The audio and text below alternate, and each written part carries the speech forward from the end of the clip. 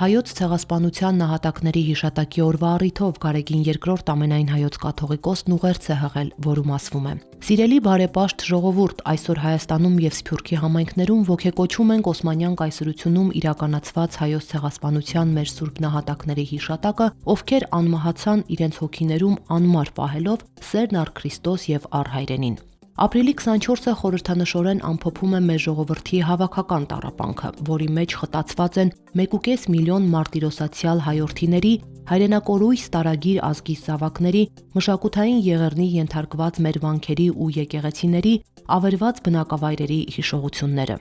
Այդ ողբերգությունը սակայն չկոտրեց մեր ազգի ոգին։ Մեր ժողովուրդը վերապրեց ցեղասպանությունը, ամենուր նոր կյանք վերընձյուղեց, վերահաստատեց հայոց անկախ պետականությունը։ Ապրիլի 24-ն ուխտի օր է, միահյուսված աշխարհասփյուռ մեր ժողովրդի պահանջատիրությանը, որը զերծ է թշնամանքից ու ատելությունից, ուղղված է արդարության ու ճշմարտության վերականգնմանը եւ ցեղասպանության արհավիրքի ուրացման բացառմանը։ Ցեղասպանության աղետալի դեպքերից 100-ամյակ անց, երբ թվում էր, թե նման սոսկալի հանցագործությունները մնացել են անցյալում, ցավոք նոր ցեղասպան գործողություններով հայաթափվեց Արցախը, բռնությամբ տեղահանվեցին ավելի քան 120,000 արցախցիներ։ Այս ծանր կացության եւ արկա սպառնալիքների հանդիման մեր նահատակների զոհողությունը մեզ պարտավորեցնում է ամրապնդել մեր միաբանությունն ու համերաշխությունը եւ հզորացնել հայոց պետությունը։